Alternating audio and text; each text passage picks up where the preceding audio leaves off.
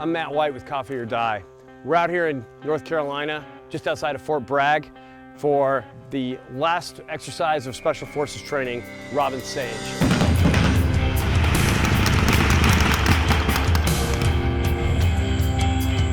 Robin Sage is the culminating exercise for the Special Forces qualification course, which tests Special Forces students' MOS status. Robin Sage is a month-long exercise where the final candidates of Special Forces training come together in teams of 14 and infiltrate fictional country known as Pineland.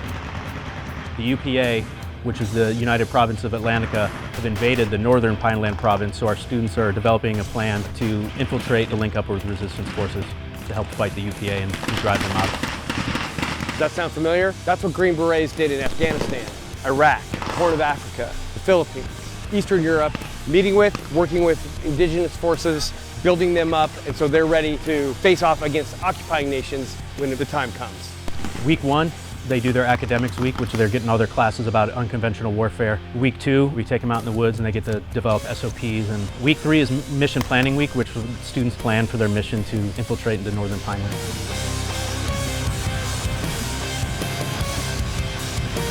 Then we train them in their skills, we train them in survival, evasion, resistance, and escape. We train them on small unit tactics, and then we bring them into this ambiguous environment of Robin Sage, and they have to bring it all together and demonstrate they can work as a team and navigate the challenges that are here, because they're going to see something very similar when they get into combat or deployed.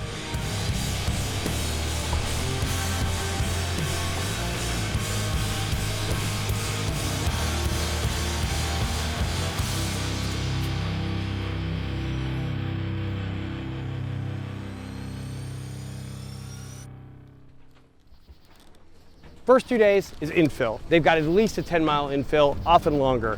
The typical student carries 120 pounds of equipment on infill, and that's not including their fighting load carrier and their weapon systems. Batteries, extra radios, medical equipment, ammunition, food, water, money. They're going to climb on this helicopter to go about 45 miles south, hit the ground, and go about 10 miles overland, and then they're off and into the exercise.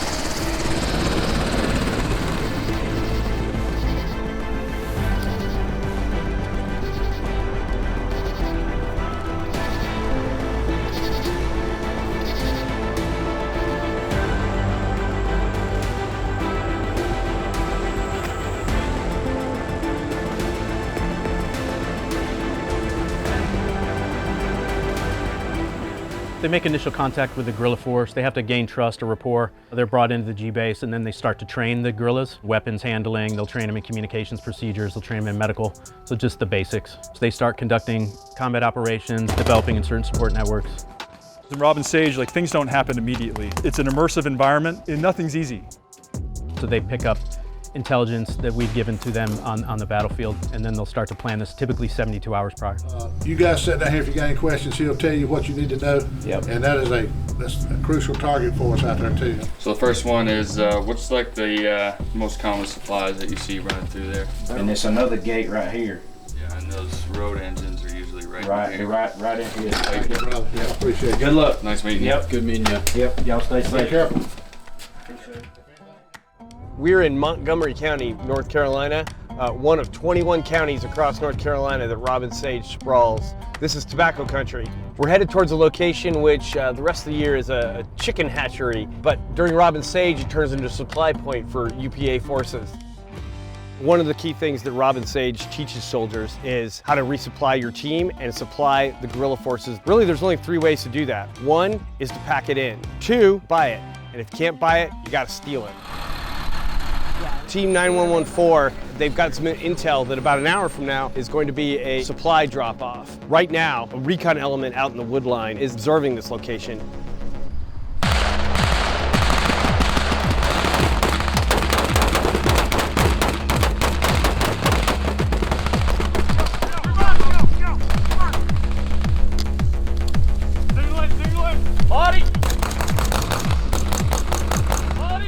Throughout the 2 weeks that they're in the field, they're putting into play all the skills they've learned over their training as Green Berets. At the end of the day, everyone needs to be able to shoot, move, communicate, and survive. I mean, we do that with the best of them, but we also do it with our partners. That's the key that I see with the Green Berets, is that we're putting them in these austere environments and expecting them to do a lot and be self-sufficient. We train that here in the qualification course.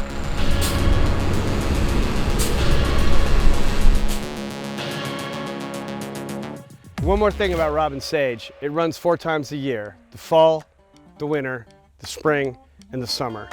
Between the gnats and the heat, summertime is its own enemy.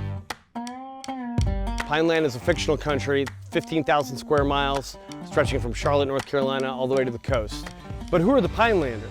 Pinelanders are all volunteers. They live in the G bases with the teams, and eventually they become the soldiers that they make these hits with. So we're at a railroad museum. On the premises is a high-value target. Their job is to capture or kill him and take out the security team around him. They're gonna move down the road, secure the buildings as they go, searching for the target.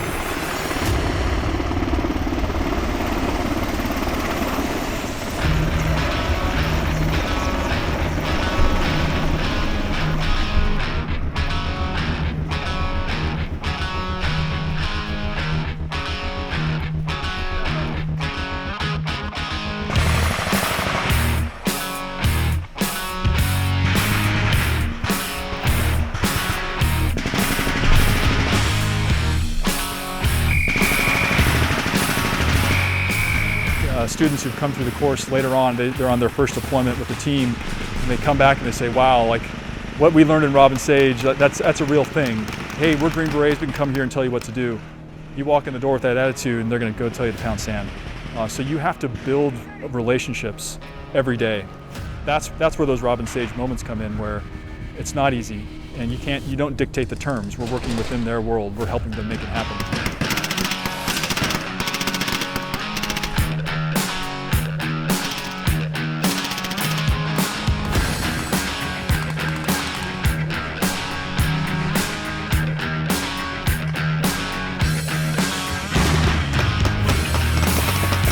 My first Robin Sage moment was in Iraq in 2007 when I got to first work with a partner force, and it really hit home, like just all the lessons I learned in Robin Sage and how to work by, with, and through and enable a partner force to be successful.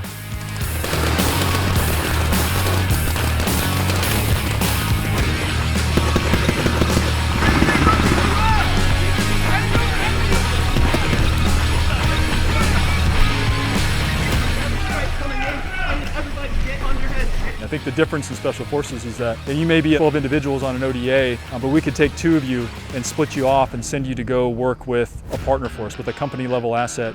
That's based on the training, it's based on our selection, that we can trust those individuals and put them in those situations.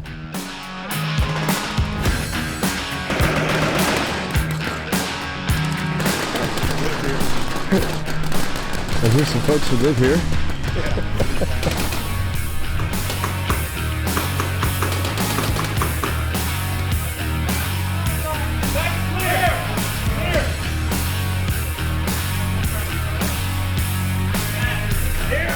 Role players that we have, they create this environment where the guerrillas want you, but they're also very proud and relatively self-sufficient. They kind of want your things, but you demonstrate your value and the skills that you've learned through the qualification course, that you provide much more than just bullets and weapons, things like that. We're connected with about 300 to 400 families across Robin Sage and over 1,000 role players, most of those volunteers. And all this is conducted on private property that's graciously lent to us through civilian landowners. Bottom line, we can't do it without the goodwill and the patriotism of the people in North Carolina and the Pinelanders. Hey, we gotta fucking move, let's go! The rail yard is donated to us by Patty, a local landowner. That one checks the ground. Is that it? I'm hoping I'm helping the country Yep. by doing this, so that they can get through their training and go do what they need to do. Every few days, they move up a level. They move out of the local level, they go up to the sector level. We get into the last week of Robin Sage, and that's when they're meeting the area commander. That's the general who's in charge of a notional force of 1,000 or more people. I was raised here in, just outside of Candor in Montgomery County, born October 8, 1956. The only day a perfect game in the World Series was pitched. The U.S. Army always used our property, so they were always in my backyard as a kid, and they would have civilians walk them. It's sort of like a guide for the area. So I think when I was around 12, I walked off my property with the 1st A-Team as a guide. And then at night, of course, I was a resistance fighter. But I don't know of anything that the government has done that's lasted as long as Robin Sage has lasted it. So obviously it's a sign of something that works. Some of them do it in a role-playing role, some that do it just because they have land, as people who just want to give back and are willing to lend their land and lend their time and their talent in order to make this an immersive experience because they know how important it is. I'm Op 4 Commander is my title out here. Anytime they do any missions, they've got to deal with the enemy, so I'm the enemy, Op 4. I have to be on this bridge. They kill me and blow it, and then I go set up for this other crew, you know, and they get to kill me. When they're real busy, I'm real busy. We've had cadre members here who were volunteers when they were children, who joined the Green Berets. This is very recently, and we're instructors here in Robin Sage. I joined the Army in 1998, and I was stationed at Fort Drum, New York as an infantryman. After 2003 and seeing 5th Special Forces Group in action in Iraq, that's when I decided I wanted to be in Special Forces as well. We returned from Iraq and I immediately went to selection and then started the Q course. I graduated the Q course in 2006 and then immediately PCS to 1st Group where I stayed until 2019. And then after 2019, I came back to SWCC as a Robin Sage instructor. I've been here ever since. They're tracking HVT, that's a high value target, one of the leaders of the UPA.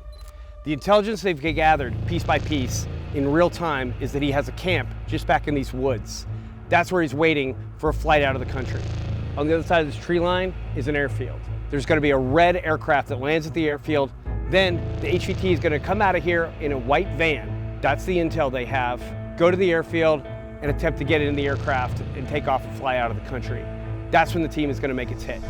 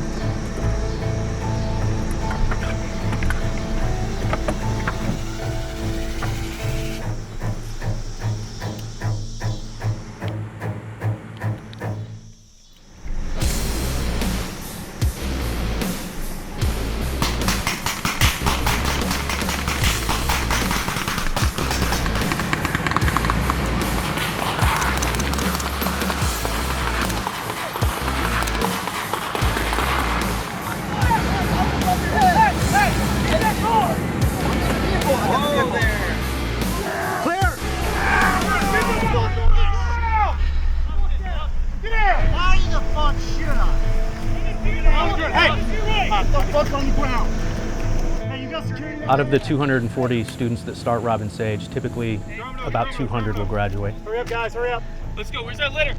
And if we do selection right, the majority of the people we select should be trainable to graduate the qualification course. And that's largely true. I think that even though we do have a roughly 80% pass rate, that's first time goes through Robin Sage, many of those recycle, come back through, and they're just fine.